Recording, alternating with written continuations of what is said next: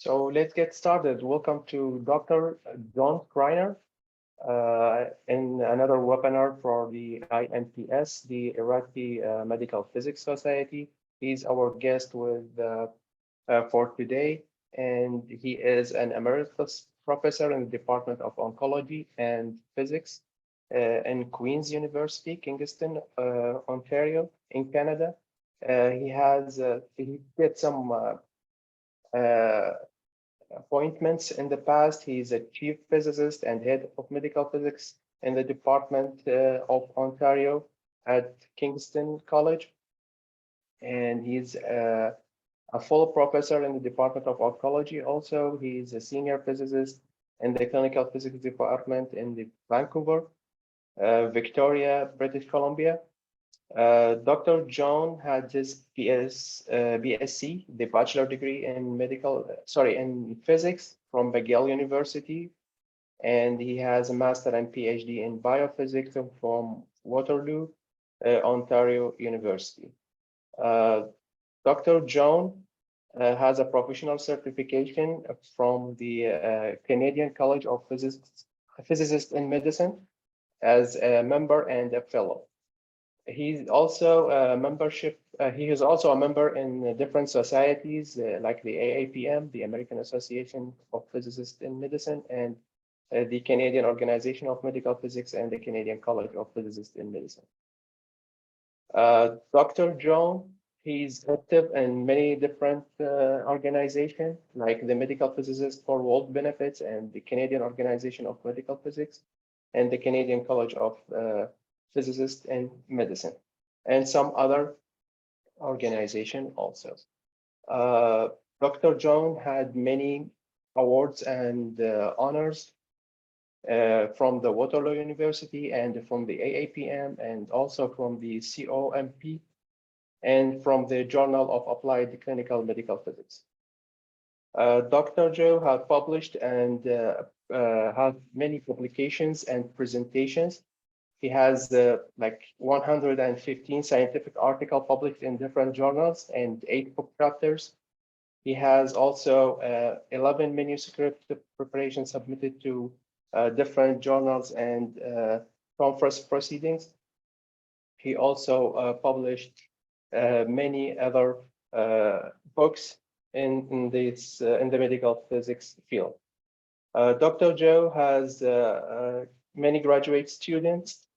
He has about 5 postdoc fellows and 5 presidents. Also, he supervised 8 PhD students and 27 master students. And his current research is in medical physics to support the low and the middle income countries.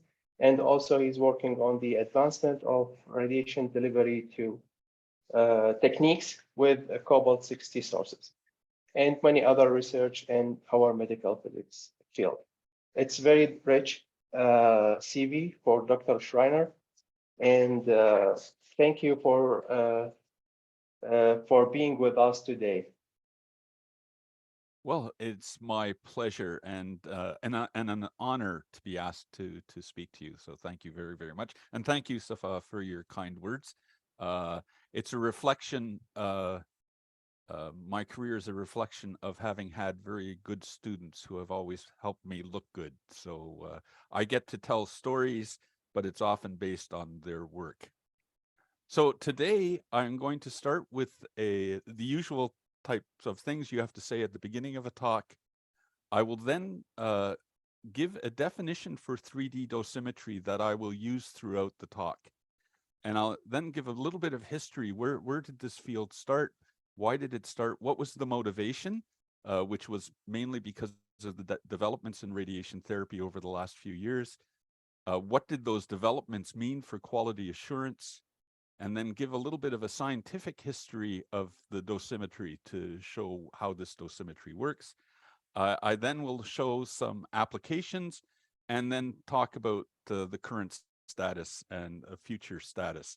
And all along, 3 or 4 times, I will give some personal editorial comments. Usually when a group asks an old man to give some talks, they want to hear a little bit about the field, but they also want to hear some personal opinions. So I'm hoping you will entertain these opinions and find them useful. To start, I will give my disclosures and acknowledgements at the beginning. I have worked with a couple of companies over the years, Best Theratronics on trying to develop better cobalt units, as Safa indicated, and with Modus QA to try and help develop new dosimetry systems and new approaches to dosimetry. And I was very fortunate over my career to have good funding from most of the peer-reviewed funding agencies in Canada and in Ontario that helped fund this research. I also benefited very much by being part of a community, and I'll talk quite a bit about this community. It's the IC3D dose community that was started in 1998, 1999 to help foster clinical dosimetry tools, three-dimensional tools, and then broader tools for the clinic. And this community has been a small, intimate community over the years, but because of the way the meetings were with many students, some experienced people, there was always a lot of interchange of ideas. And that was really helpful in generating some of the ideas I'll tell you about today. And I worked in the clinic for in Kingston for 20 years, as Safa said, and had great colleagues who helped me think about things too. So I just wanted to thank them up front. Usually we put acknowledgements at the back, and then when the talk gets too long, we forget we have an opportunity to thank the people who've really helped us get where we are. So what is a 3D dosimeter? In the, let's see if I can get my pointer.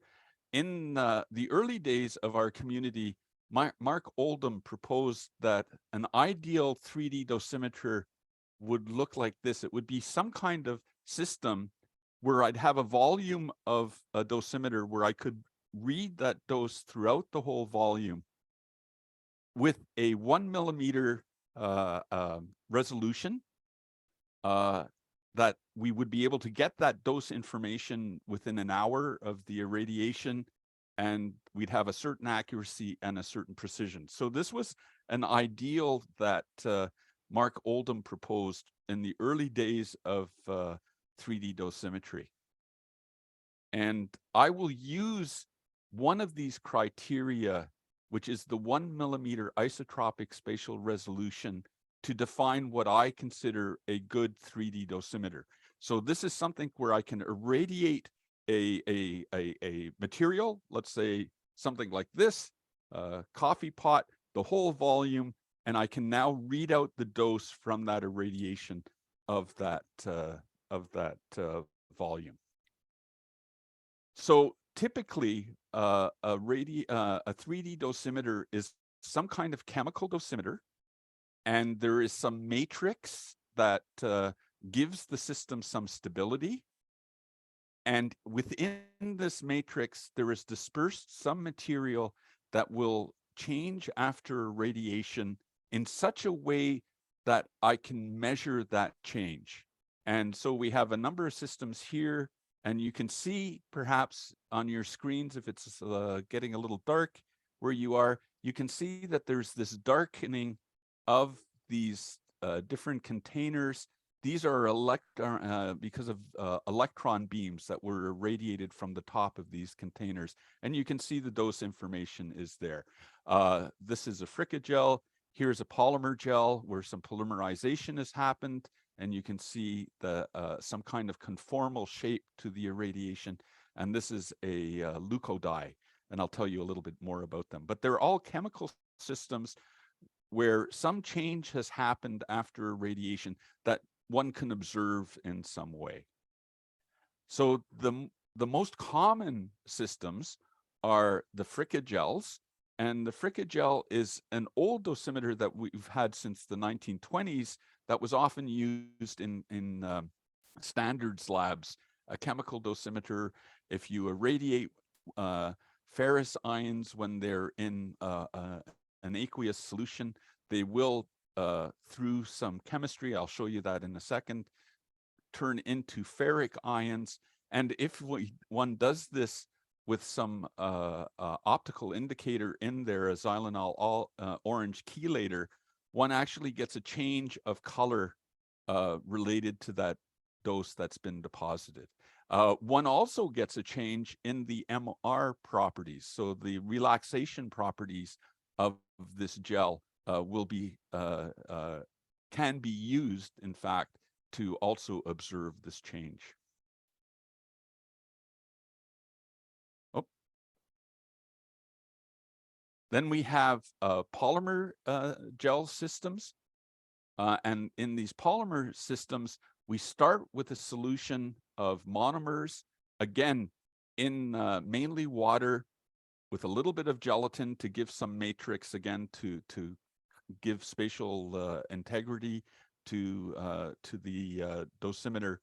And under irradiation, what happens is some of the chemical aqueous chemistry that happens, some of the free radicals and the activation of free radicals leads to activation of the monomers, and this causes a radical polymerization to occur.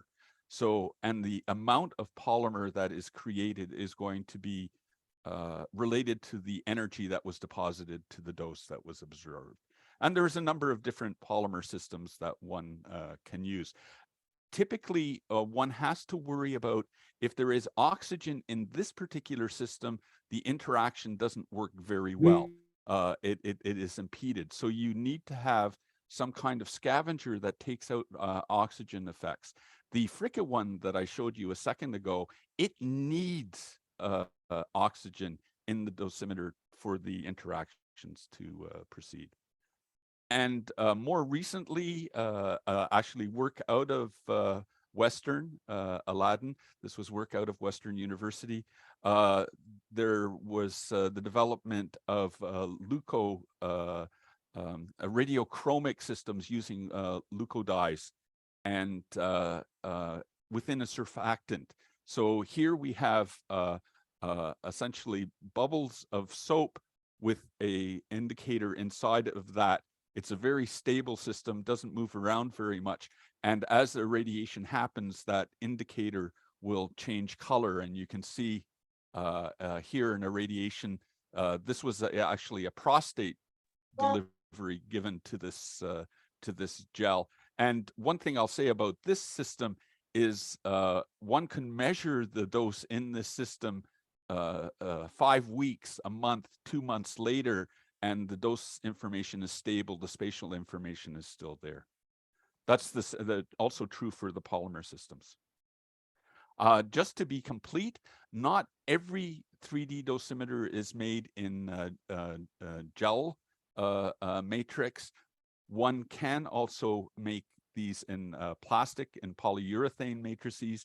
And in fact, there is a company by John Abramowitz that makes these presage dosimeters that again have the leukodye within them, but the leukodye is in a plastic. And people have also worked on a number of systems where they have put leukodye in various silicon matrices. These are interesting systems because they're kind of rubbery and plasticky, and you can actually make dosimeters that you can shape and put stresses on and perhaps use to do confirmation of deformable registration schemes and deformable dose deliveries. So there's a number of those systems. Because I've used this criteria, that means I won't talk about other systems that can be used in some approach to do 3D dosimetry. So one can use liquid or plastic scintillators. One can use transit dosimetry where you look at affluence at the exterior of a patient that's come to a electronic portal imaging device and then projects back the dose. These are surrogate measures where you have to do some kind of reconstruction of the dose, perhaps, or the silicon is using some kind of reconstruction to, the scintillators to generate the 3D distribution. So I'm not going to be considering these in the rest of the talk, although I will bring them up one more time. So one thing I'll say about Mark's old idea of what a dosimeter should be like. This is an ideal system. And to be honest, this ideal system has not yet been developed. But we use many dosimeters that are not ideal systems. I suspect in your day-to-day operations, you often use radiochromic film to do some spatial analysis of your dose deliveries. Film is not an ideal dosimeter by any means, but it's a dosimeter that gives useful information. If you understand your dosimeter and you understand what it is good for, what you can do and what you can't do, you can relax some of these criteria and still have a very useful dosimeter.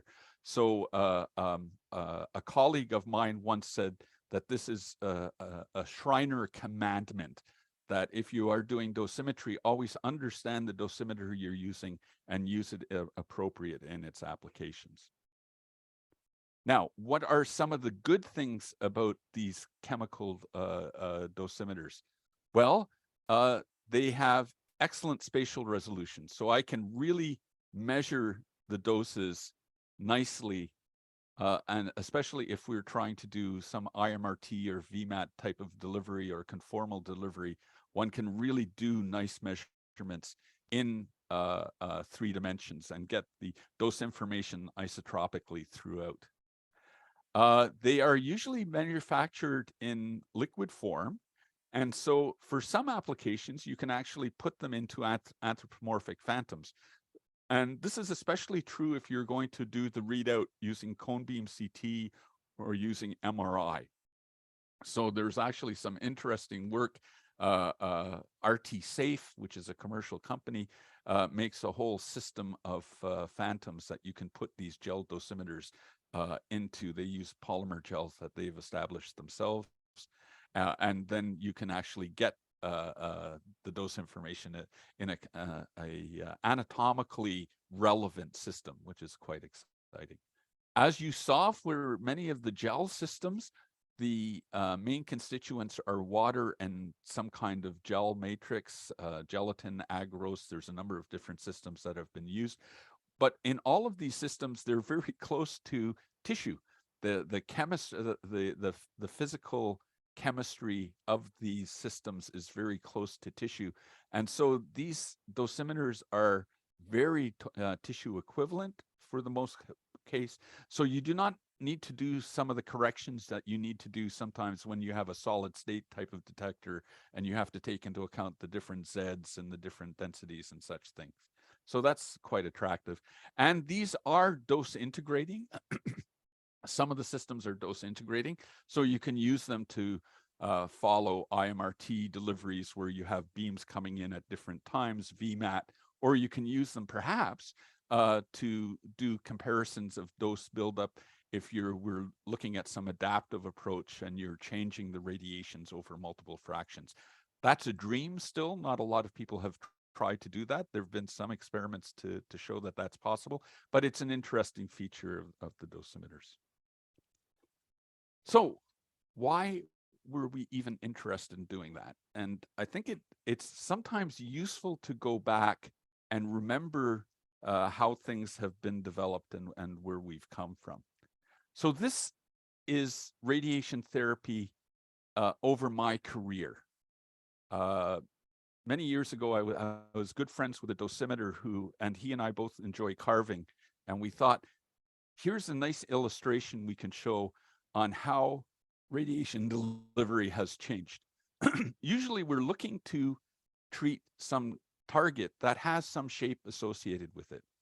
And when I first came in the field I don't want to say quite what it was after the 1950s, 1960s, but still in the 70s and 80s, we were often irradiating blocks of radiation. So we had regularly shaped beams that we were coming in from multiple directions, and we would irradiate and try and get a uniform dose over a certain block.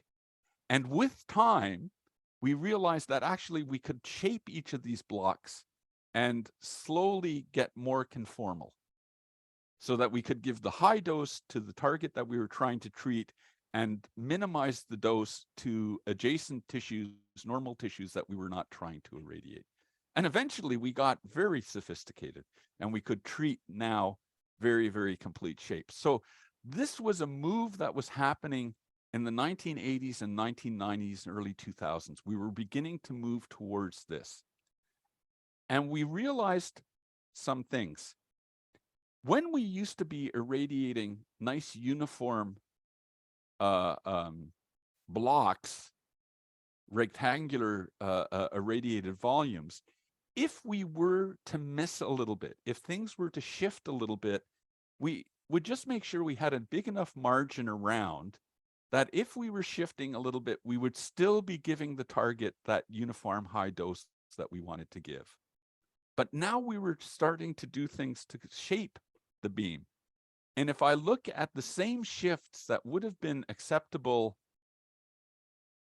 when we were doing just block irradiations, 4-field boxes kind of is the jargon we would use here. Now I would start to be missing the targets. And so as we got more conformal, there was a great concern that we need to make sure that we're actually treating the areas that we think. And I just want to remind you a little bit, we keep forgetting with some of the modern techniques that we have now in the modern devices, we keep forgetting that, 20, 30 years ago, this was early stuff. We were using new types of imaging. We weren't just using planar simulators to figure out how to bring our beams in. We were actually starting to use CT scanners. And now we actually are using MR scanners.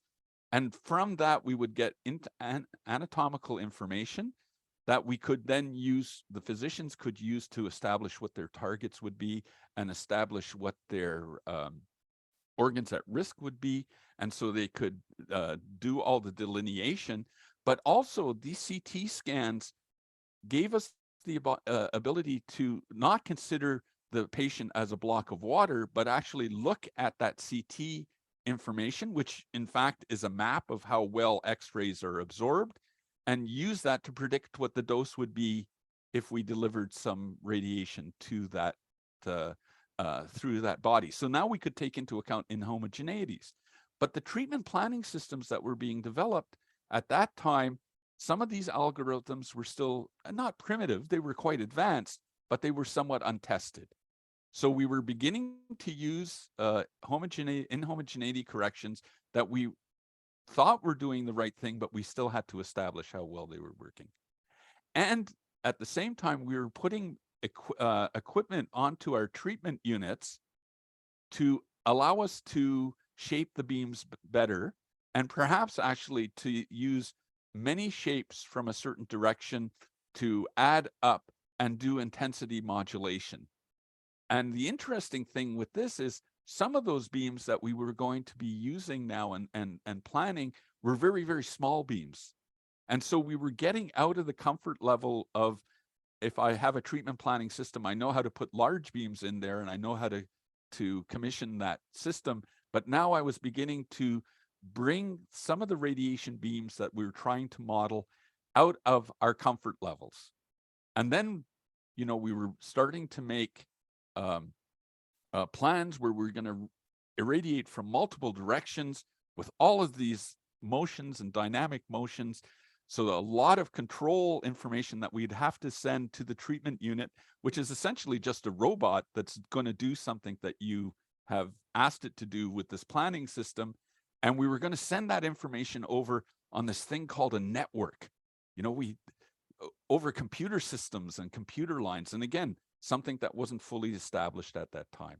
So there was a lot of worry that we were doing some very complicated things and then telling this treatment unit to do some kind of dynamic delivery and to see how it goes.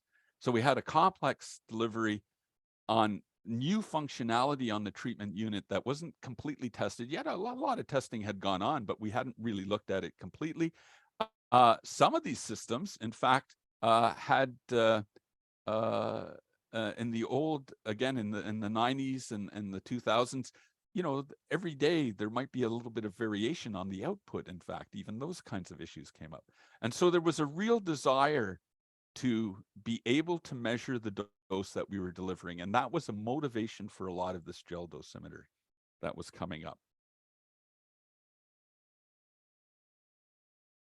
So this was kind of the motivation in the early days, and it's actually what got me hooked. I had been doing a little bit of work because of my NMR background, but it was a couple of papers in the late in the 1990s and in the 2000s that really got me excited about this gel dosimetry. And one of the very first papers was a paper out of Japan, where they had made a gel dosimeter, and that gel dosimeter then they irradiated it with electron beams, and they could actually see the dose delivery on this anthropomorphic phantom. I thought that's really nifty. And a group in Switzerland was already, they were doing stereotactic irradiations with a radiosurgery gamma knife, and they were using their gel dosimeters to confirm for every patient that the targeting was appropriate. I mean, very exciting deliveries that could happen. Now, since then, we have seen that there are other ways to ensure that the delivery is happening. And I'll just give one example of this transit dosimetry, and often dosimetry that's done prior to a patient being irradiated using EPIDs, electronic portal imaging devices, and such, to just confirm that the fluence pattern that was planned by the treatment planning system has gone over to the unit. So there are approaches that one could use to make sure that the patient is being irradiated appropriately. So you don't need gel dosimetry to verify the delivery for every patient. You know, at one time that was a thought that we would need to do that. That need has been removed, but there are still good indications for when to use these dosimeters, and I hope to illustrate that for you later in this talk. In fact, if you're interested in how some of these dosimeters can be used, I will point you to a little review that's in the IOP journal series,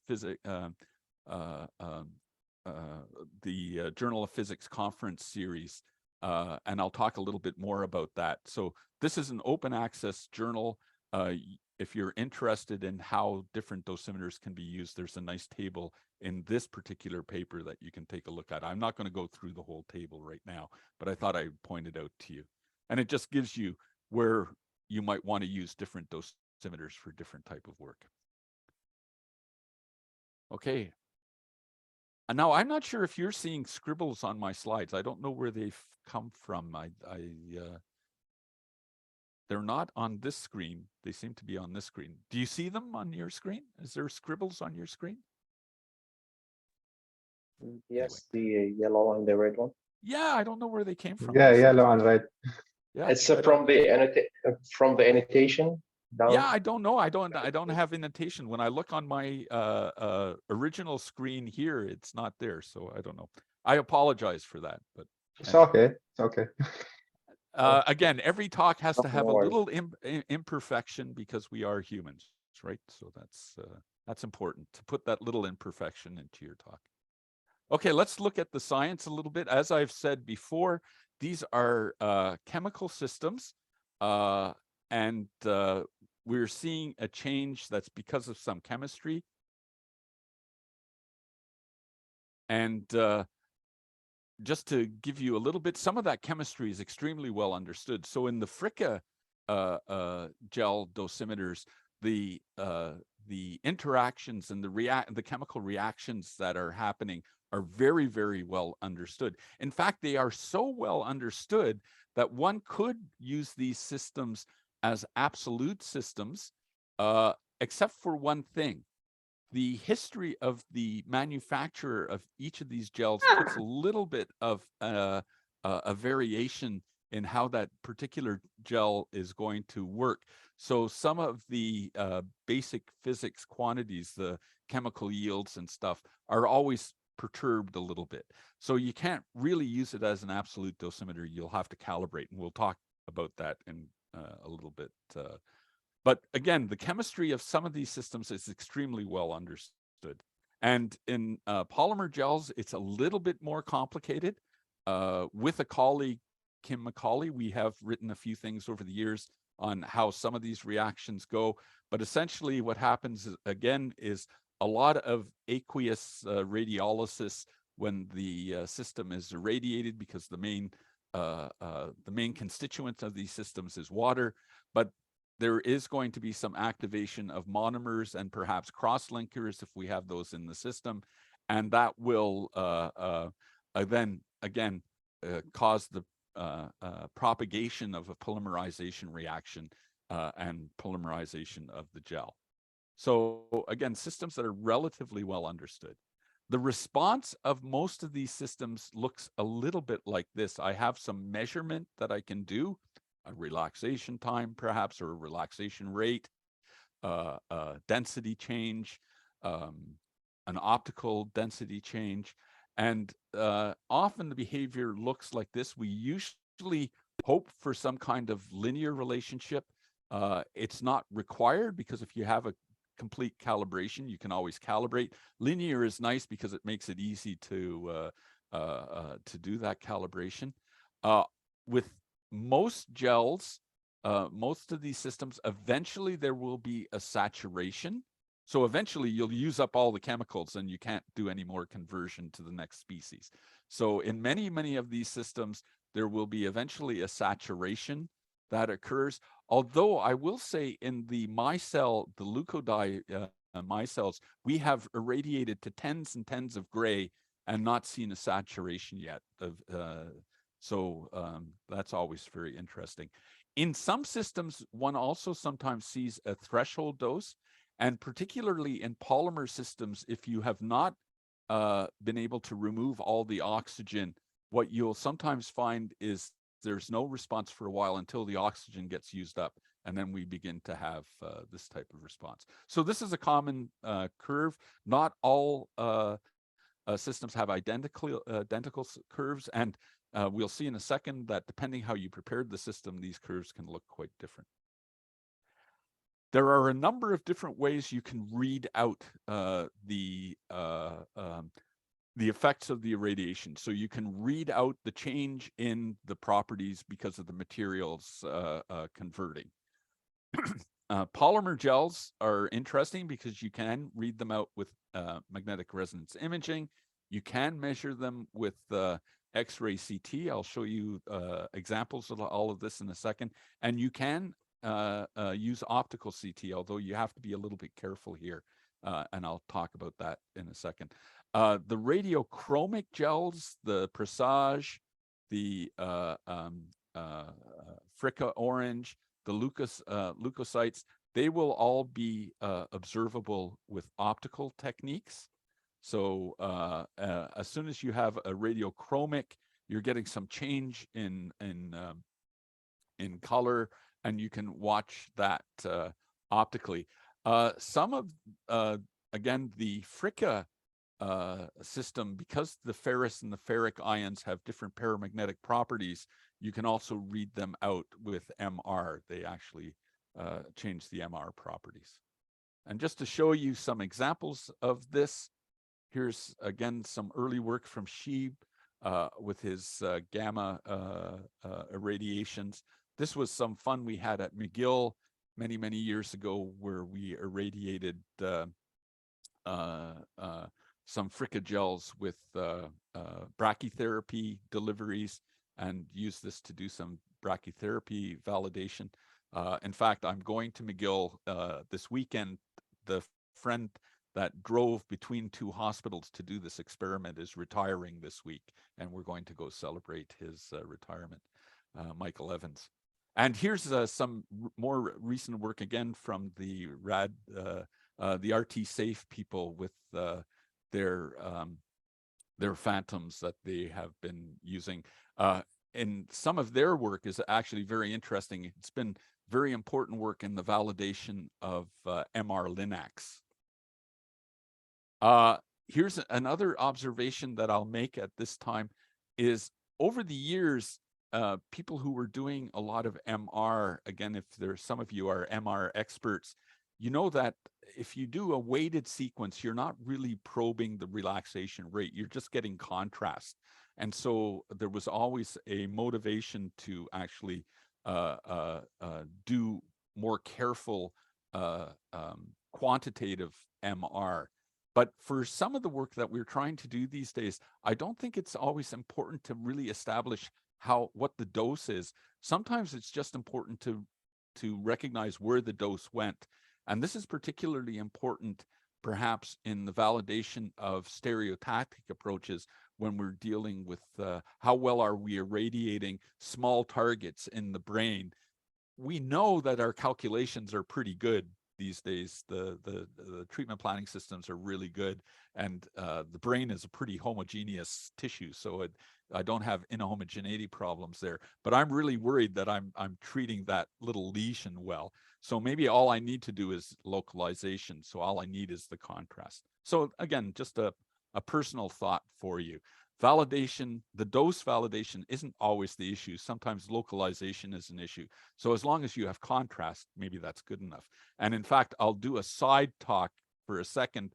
In fact, this has motivated some very exciting recent work where people don't even take the gel off the treatment unit. They use cone beam CT on the treatment unit to actually measure on a particular polymer gel that has been tweaked so it has good CT response, and they can measure and see that they're treating multiple lesions quite nicely on their unit without even taking the gel off of the treatment unit. Kind of an exciting piece of work by some people at Duke and in British Columbia. And the basis of that work is with polymer gels, you do get a change of Hounsfield units because as the gels polymerize, they actually change density. Now, it's not a huge change. These are small changes in the Hounsfield units of these gels, but they are observable. And again, the group in British Columbia over the years has shown how to do this kind of analysis with CT to get, again, the spatial distribution of the dose that you're giving. And the last approach is optical approaches. And this is a type of CT scanning, except instead of using X-rays, you're using light, often in the red wavelength. And there was a system out of MGS research that was using a laser beam that would scan through, and after an hour or so, you could get your dose information. And Modus QA actually makes a cone beam CT system where I have a CCD camera and a planar light source, and I can do by rotating the gel in this system, I can read out what the change in the optical density is. And you could use that again for fricogels, for micelles. You can use it for polymer gels, but you have to be a little bit careful because the quantitation when you have scattering, just as in X-ray, if you have too much scattering, your Hounsfield units get perturbed. In optical CT, it's even more sensitive to scatter. And so your Hounsfield units will get perturbed if you're not careful about how dark you make your polymer gels.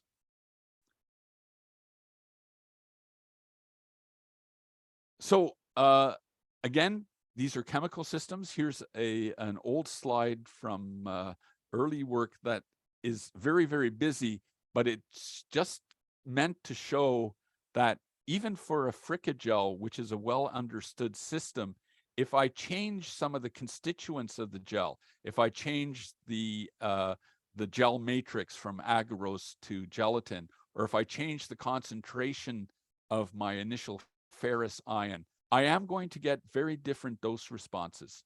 So the dose response is very, very dependent on the history of most of these 3D dosimeters. So one has to be a little bit careful, and usually the way you take care of that is that you calibrate your irradiations and you calibrate your dosimeter. And there are a number of ways to do that. This is a very old slide from Yves. He always gets upset that I show this slide because he's done much better work since then.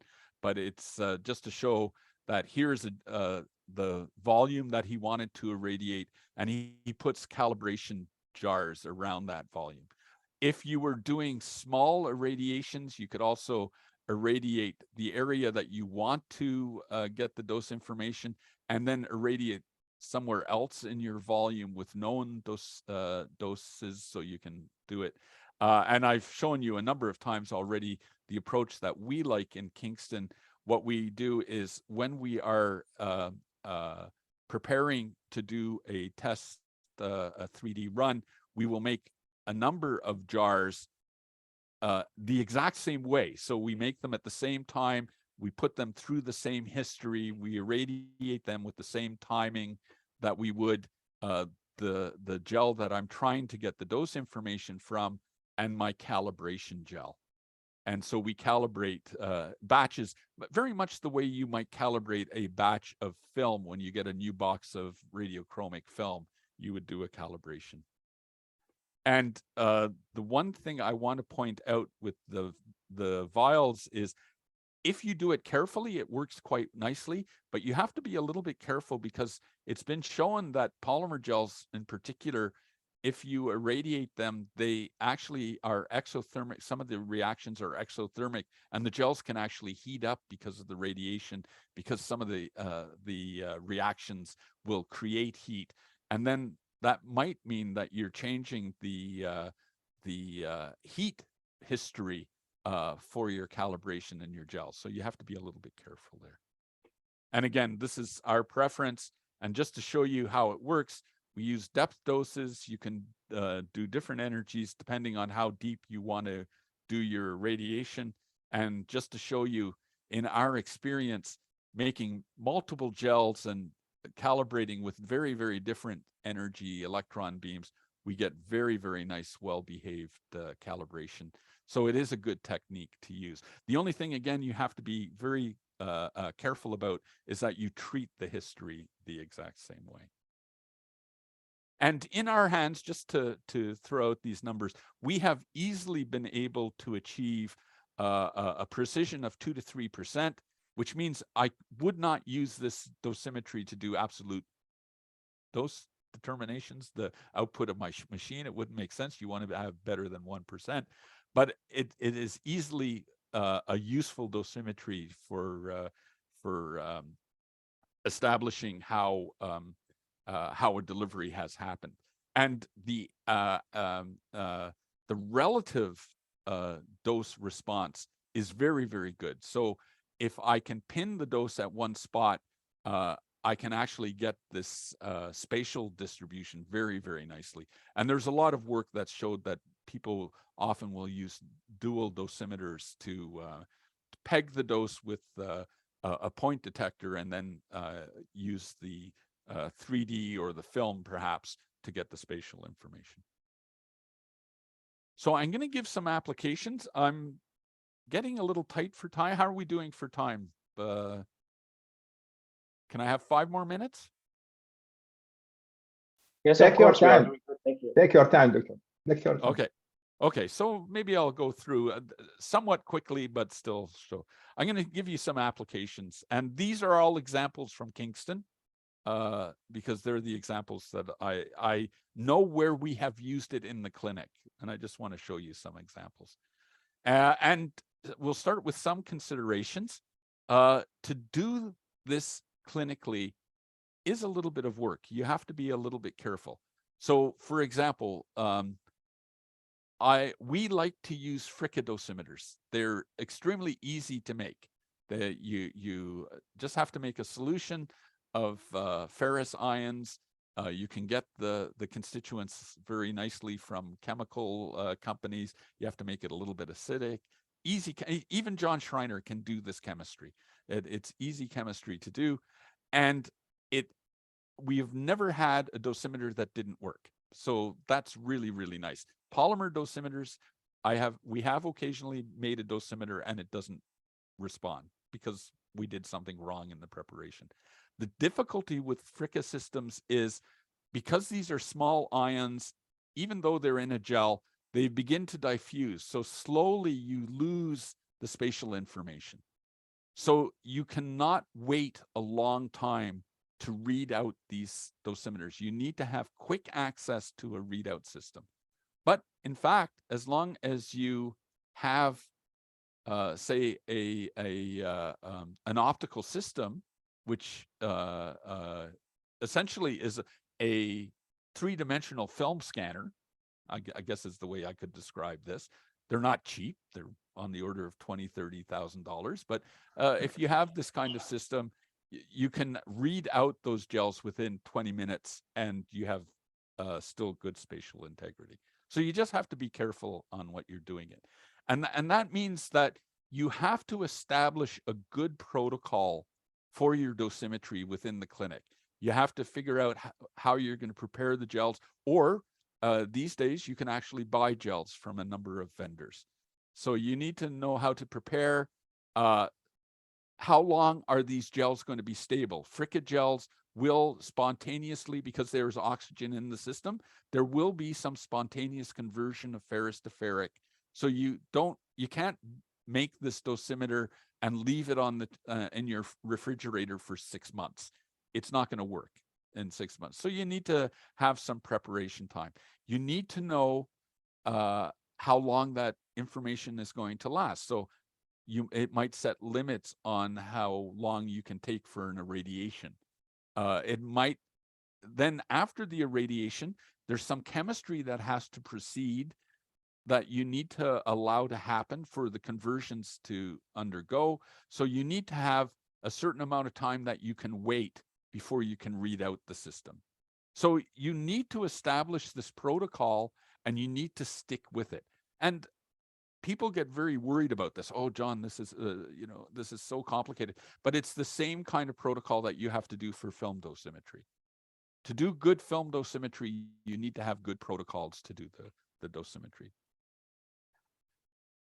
Phantoms, there's all kinds of examples of phantoms out in the literature, and you can get very complicated and you can get very primitive. This, one of our very first phantoms that we used for commissioning intensity modulated radiation therapy was just from the mold room. We had the therapists make us essentially the shells that they would use to hold the patient in place, and we just filled it with wax. And then we've gone all the way to making with 3D printers. We made dosimeters that actually had a skull that was and made a full anthropomorphic phantom, where if I did a CT scan of this phantom, it looked exactly like a patient. So you can have all kinds of different phantoms. And again, you just need to figure out what you're trying to do in your measurement. And the other thing that you do need is you need a good analysis system, because you are going to be taking complicated treatment plans and the dose distributions from a treatment planning system, and you're going to do some measurements with MR or CT or with optical CT, and I need to take that measured data and I need to take that treatment planning system and register them together. And then I have to do the calibration. So there is some complications on the on how you do the analysis. There are a number of commercial companies that have made treatment that have made this analysis, especially for their particular products. And there is an open source approach that we used in Kingston with Slicer 3D, and I give you a reference here. So there are the tools that are out there. You can also do it by having very good graduate students and postdocs who like to code in MATLAB and stuff, but it gets complicated, let's say. So here are some examples out of the clinic, and I'm just going to walk you through them very quickly. I'm not going to go through, but just to show you the kinds of things you can do with this dosimetry. The very, very first really exciting 3D dosimetry we did was before we treated our very first IMRT patient in Kingston about 15 years ago. We made this very primitive phantom, and we used fricagel to confirm. We decided that we would start our IMRT with head and neck. It was the most complicated deliveries that we were going to do. Lots of targets, lots of things you don't want to hit. We decided to start IMRT with head and neck treatments where you had very complicated deliveries. The physicians would actually contour what they decided would be targets and organs at risk, and they gave us the challenge of doing that delivery, and then we could measure that. So this was from the treatment planning system. This was from our measurement on the fricagel, and we saw before we treated our first patient that this was working well. So one of the places for 3D dosimetry is in the commissioning of new techniques. And again, you know, we essentially made the phantom. It was a very primitive phantom. We did the whole plan. We did the setup when the treatment. At this stage, we were doing it all with the physicist and a few therapists that were in the implementation team, but it provided a lot of confidence to our group. Before we treated our first Mr. Smith or our first Mrs. Jones, we had confirmed that we could actually do this well. I'll point out one thing. We decided we'd do the same thing before we started our IMRT on pelvis, and we gave this to a graduate student as his project to confirm. And one day he did one of his radiations, and we actually use gamma analysis. I'm sorry that I'm dropping this on top of you. It's a way of looking at how well doses agree and how close you are to where you want to be. So it's a pretty interesting analysis from Daniel Lowe. And we did this thing, and we saw that we had given exactly the dose that we wanted to give, but we gave it over here instead of over here. And what we established was the student hadn't read the protocol exactly that the therapist used to move patients. And so while he was doing his thing, he thought he was doing the thing, but he left out a step to make sure that the phantom was set up correctly. And actually, it's very interesting. I've been reading some of the literature recently, and some of the auditing results from various centers have shown that sometimes the problem is the physicists don't understand what the therapists actually do when they do some of their tests. Just again, to illustrate some of the examples, the physicians were wondering if we had a protocol, if a patient's tumor had regressed. You know, in head and neck, you often see that the tumor is actually responding to the irradiation. And we actually get a change in the anatomy that's happening. We had a protocol to make sure that we were catching this. Was that protocol exact? Was it good enough? And we actually did some experiments with 3D dosimetry to confirm to the physicians that our protocol was exact. We've done measurements with motion and gating and how we were setting up our gating protocols for treating certain cases, and then used 3D dosimetry again to confirm that our gating protocols were good. This is an interesting one. We had an upgrade to our cone beam CT system. Varian had changed its software and improved the detectors a little bit, the EPIDs a little bit.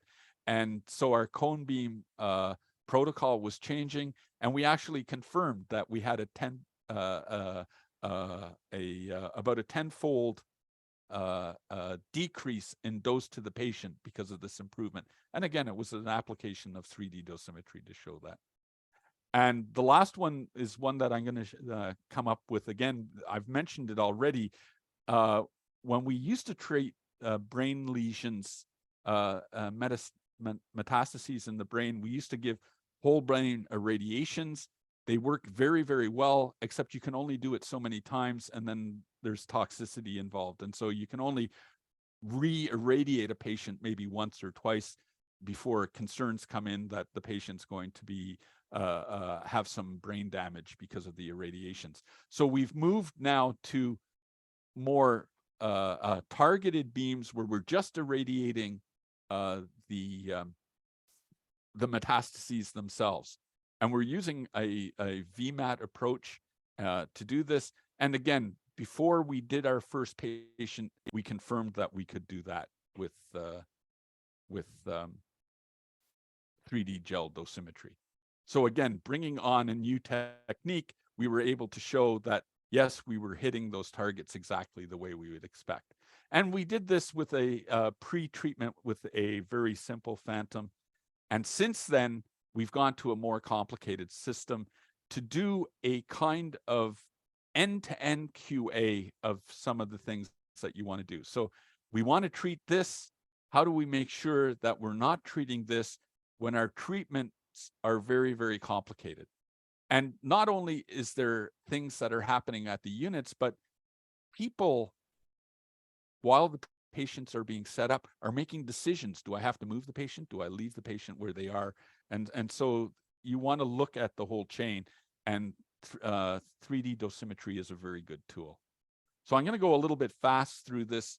Again, modern radiation therapy is a complex delivery scheme. We're going from simulation all the way to delivery. We might be retreating this patient again multiple times. So we want to make sure that the targeting is correct. So how do we make sure that this whole process chain is going?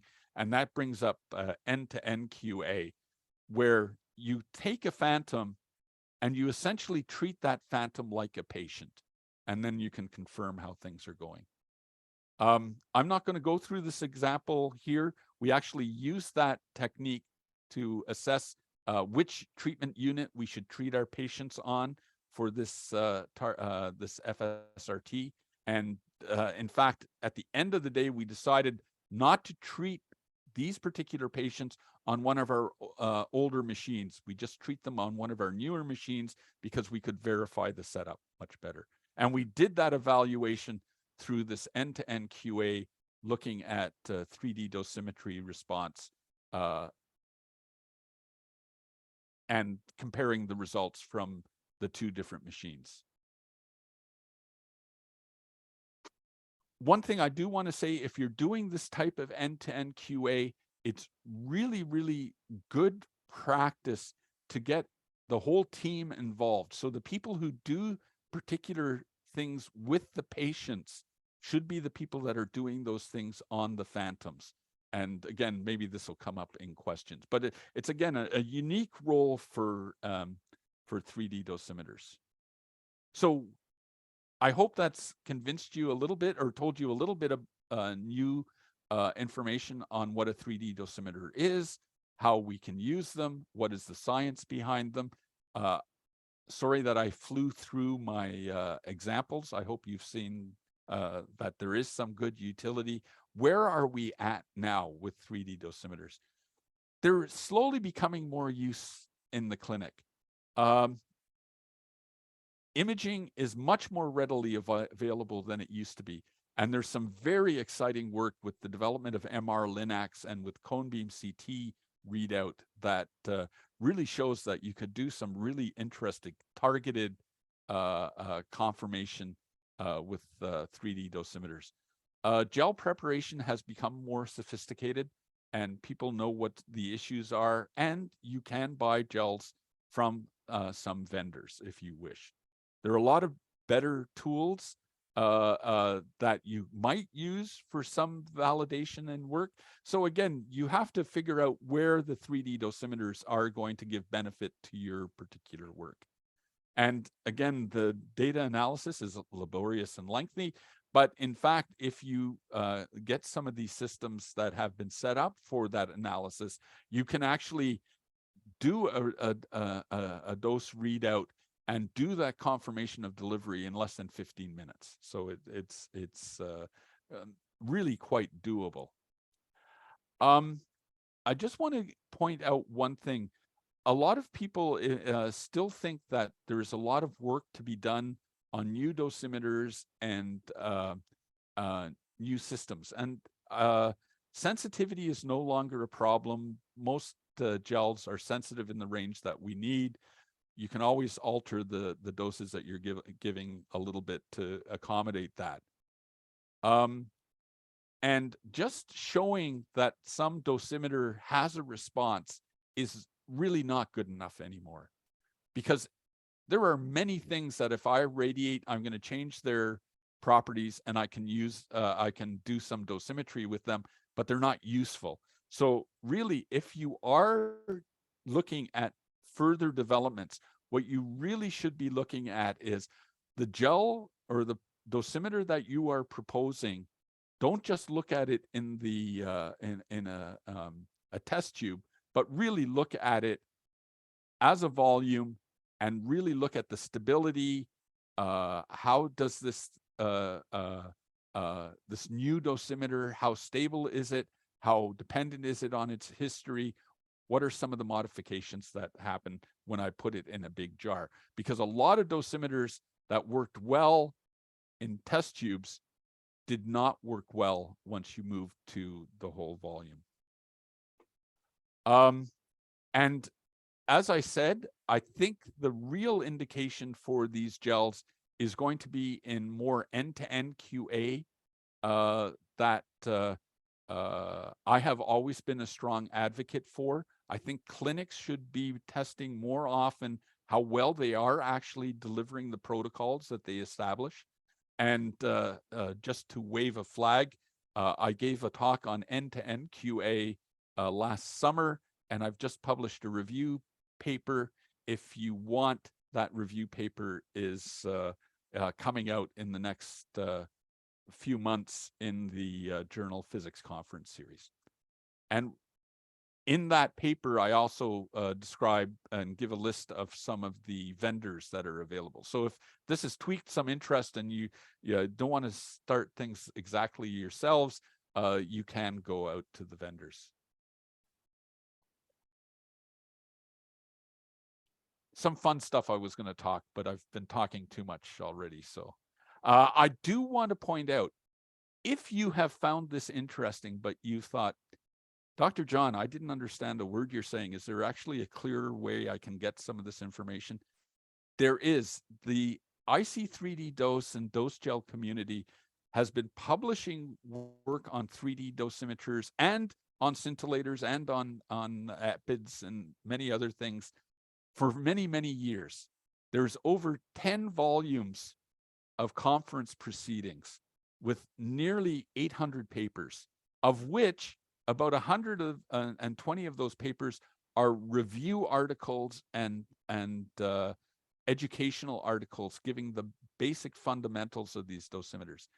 These are all available. This is an open access journal. You don't need to be a member of the APM. You don't need to be a member of Astro to get access to these journals. So if you have been interested in what I've been talking about, here's a list of the issues that you could look at, and much more intelligent and much more knowledgeable people than me have written some very interesting papers in that work.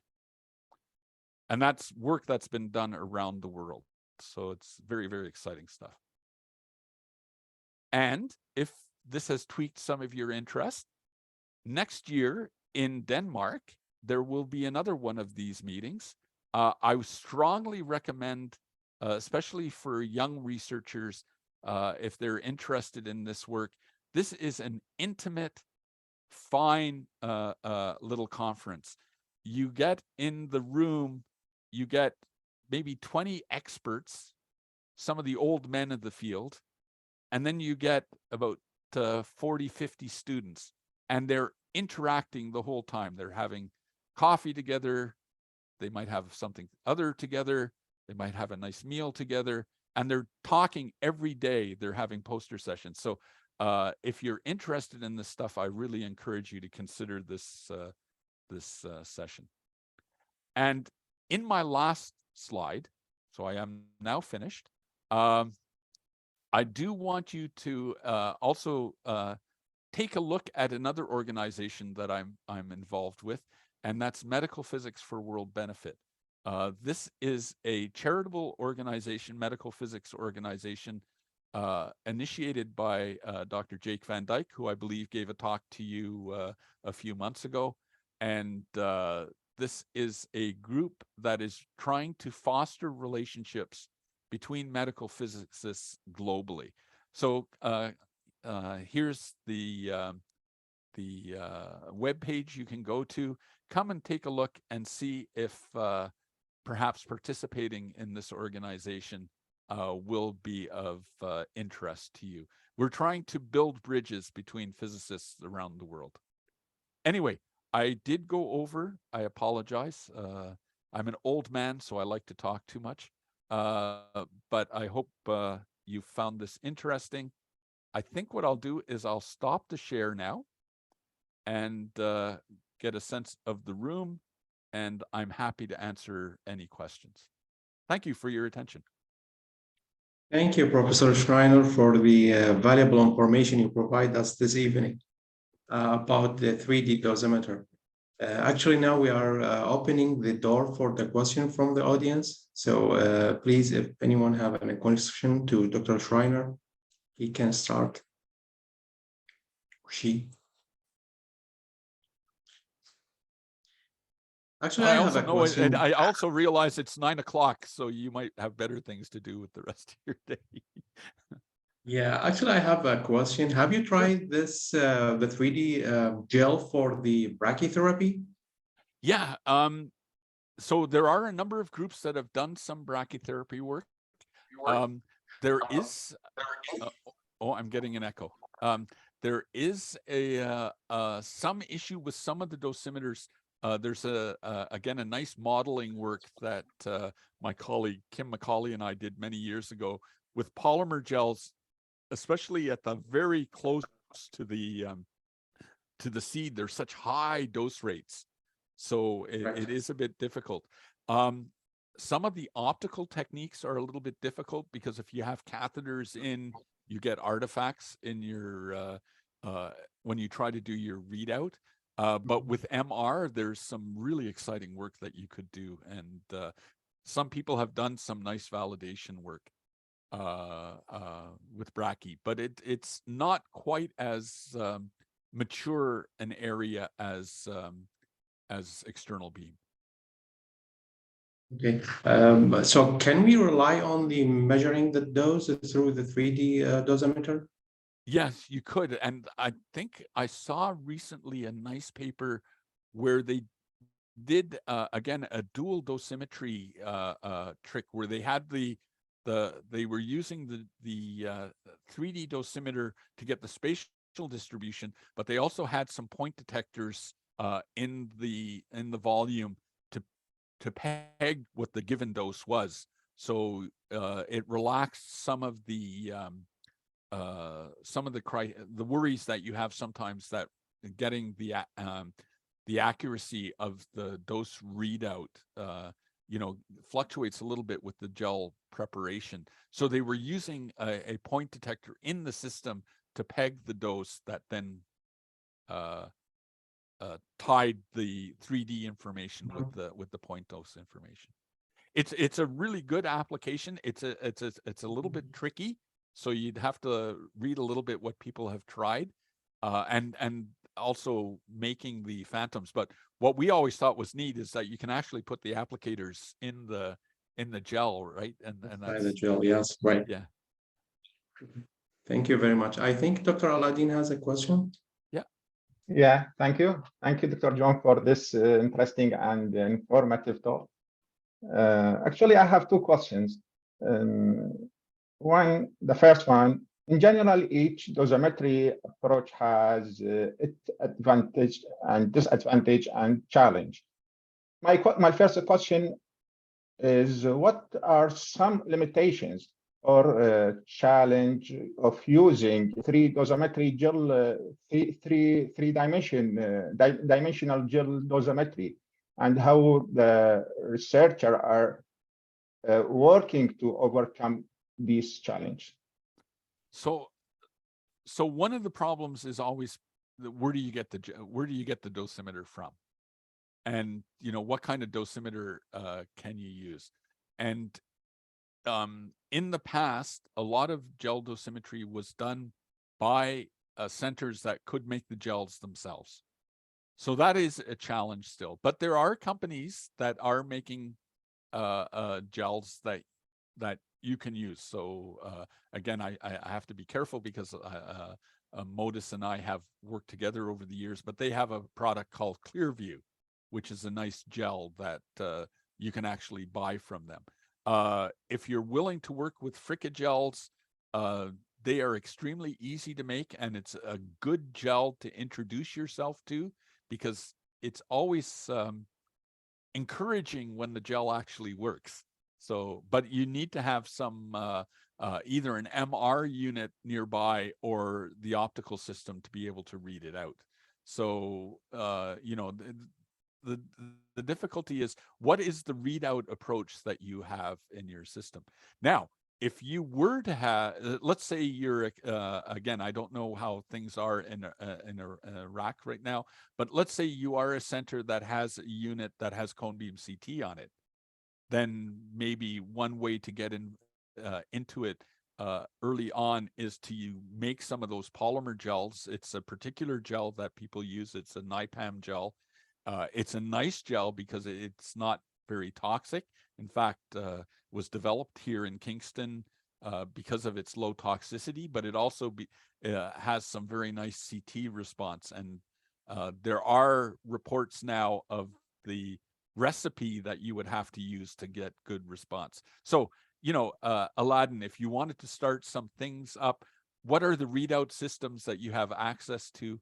I mean, MR always sounded very exciting, but I don't know what it's like in Iraq, but to even get an MR for somebody's knee here in Canada, you have to wait 6 months. So diagnostic departments are not too enthusiastic on letting you use their MR imager to do dosimetry. But these days, people are beginning to get MR Linacs. So, they might have the tool right on their system. So I'm not answering your question, but I'm saying you need to see what you have available to you in the center. If you have nothing at all, then maybe start with Fricka. Okay. My second question is about, you mentioned in your talk about some type of gel dosimetry. We have to read the result within 45 minutes because the result will disappear. That means we can use the same jar for another test? Yeah, that's a very good question. There are some of these dosimeters. Now, the Fricka, that one you can't use because it's actually gone to, and it can't come back again. But there are some dosimeters, the MyCell dosimeters. It looks like you can reuse them. What happens is eventually on some systems, they do kind of become uniform. Again, it depends on the system you're using, but there are some systems that are reusable. And again, there's a little bit of literature out on that. That's a very exciting prospect. And it's, again, to use a Western analogy, it's a little bit of a holy grail of 3D dosimetry to try and develop these reusable gels. And there are some reports out in the literature of such gels. Thank you very much. Yeah, thanks for bringing that up. Thank you very I much. didn't mention it at all. Yes, thank you very much. So we saw some of the 3D dosimeter in the jar. So does it the material of the jar affect through the dose distribution on that? Yeah. So again, a colleague at Western, Kevin Jordan, has done a lot of work on that. You have to with these optical CT units. One of the drawbacks is you usually need to have a cylindrical gel. So yeah, you can read it out. The gel will have some refraction happening at the interface. So you have to do some index of refraction matching. But again, I think Modus and a group in Denmark has been working on how to correct this. And there was a very, very exciting talk. It will be in this new proceedings that's coming out from the meeting in this last summer, where there was a group in British Columbia that was actually reading out non-cylindrical irradiations, and they had figured out some iterative, instead of going to back projection, using some iterative image reconstruction techniques, you can relax some of the requirements. But it's a very good point. Yeah, again, what often happens, Safa, is that you cannot get the dose information right at the wall, so you're losing maybe a little bit of your volume, because you can't get good integrity of the optical measurement when you're close to the wall. Very good point. Thank you very much. We have a question from Naba Mohammed. Hi, Doctor. Hi, Dr. Safa, Dr. Aladdin. Thanks for this, your cooperation with us, actually. How are you, Dr. John? I am Naba Ahmed. I am the secretary of the IMPS, and I'm so happy to join this precious lecture. Oh, thank you very much. I'd like to ask my specialty in gamma knife, so I will just talk about the gamma knife. Excellent. We have a new gamma knife installation here in Iraq. So I'd like to ask is, we are in commissioning process of this new gamma knife. It's an icon version. It's have a CBCT. So can we use this technique in a commissioning part? And how is there papers that can help us on this?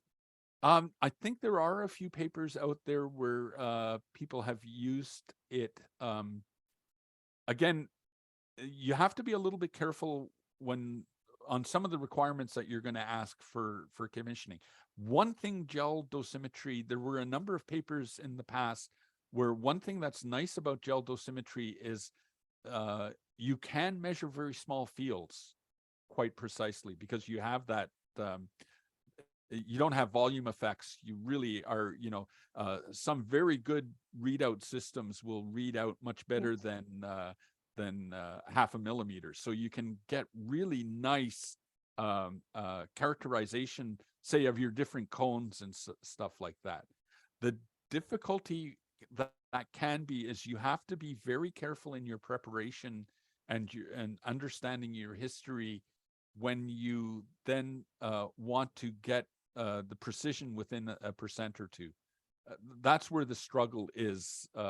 So if you were using it to validate some of your point measurements and extend them to spatial measurements, 3D gels would be very, very good. And again, there's some experience from the very early days of the gel dosimetry. I would point you to that work by Scheib in Switzerland. But there have been a number of groups that have done 3D gels on stereotactic radiosurgery kind of commissioning, and some people that have done small field commissioning with gels, and you can do some very nice work. No, that's great. I hope that you forward the links of these papers or books that talk about this, and I will be thankful for you. Yeah, well, again, I've made the handouts available, so hopefully they will be distributed. And in those handouts is my email address if anybody wants to contact me. I'm a retired man, so I have some time to answer the odd email. And even try to prepare a decent talk. I hope people enjoyed this. No, it's every word is very important, informative, actually. We are so happy for this lecture. Well, We again, hope it was that you do it again. well, if you want, again, Of course, of course, I like everyone. to stay a little bit active. I'm not old enough yet that I want to retire completely. But I did No. show you one of the slides that you saw there was my shop, and I wish I was spending more time in that shop. Thank you very much, Doctor, for your response and your kind the way that you talk is very kind actually, and you deliver the information in a so easy way. Thank you. I've always thought that we don't need to always be formal. Some of my friends think I'm a little too informal, but I always think it's important for scientists to tell a story. And so I like to have my talks telling a story and not just giving facts. It will deliver from heart to heart. Thank you. Thank you very much for choosing. We have a question in the message say, can polymer gels be evaluated using the ultrasound? Yes, people have done this, but it's very hard to do the quantification. And so there was, and again, actually, you know, ultrasound has become one of the more, of all the imagings in my career, ultrasound has advanced the most from what it once was. So I can actually see something in an ultrasound image. You have to be a little bit careful on what your phantom is going to look like. You have to understand your phantom extremely well. I have not seen recent work using ultrasound, but you know, again, some of this work where people are just trying to do localization and not just without being so worried about the dose that's given, maybe ultrasound has another indication. So maybe I should add that as one of the things that we should be looking at again. People have done it in the past. It was very difficult. I mean, there is a response. You do see some changes. The changes were not huge, and at the time, that approach never really caught on. But maybe now with newer techniques and newer scanners and stuff, maybe it is achievable. Good question, actually. Good problem to look into. Thank you very much, Professor Schreiner, for this this opportunity you gave us with this information, valuable information about the 3D dosimeter. And Dr. Mustafa, do you have any question? Dr. Mustafa? Okay. First, thank you very much, Prof. John, for your participation and presentation of this wonderful and valuable lecture. Oh, thank you very much. We hope to meet you again for another scientific lecture. Thank you for your effort. Thank you very much. Oh, well, thank you. It was an honor. Bye-bye. Thank you, Dr. Thank you very much. Thank you very much, Professor John. Thank you very much for this. Well, again, if this was recorded, I would very much like to have access to that because I think some other people might be interested. And I was happy with the talk, so sometimes we I'm are not as also happy. very Sometimes I'm not as happy with my talks, so that, you know, they don't always go smoothly. I will Right. send you the link as soon as possible. Yeah, we'll make sure to share the link with you. Thank you very much. Well, thank Thank you you. again, and I wish you all well and good luck with your work, and God bless. Thank you. Thank you. Thank you. Have a good day. Thank you. Bye. Bye-bye. Thank you. Bye-bye. Thank you, Dr. Bye-bye. Mustafa. Thank you, Dr. Ala. Thank you.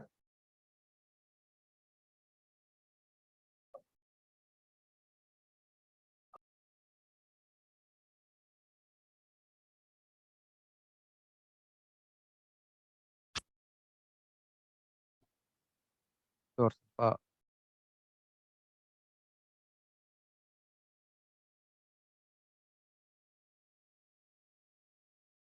دكتور علاء اسمعني.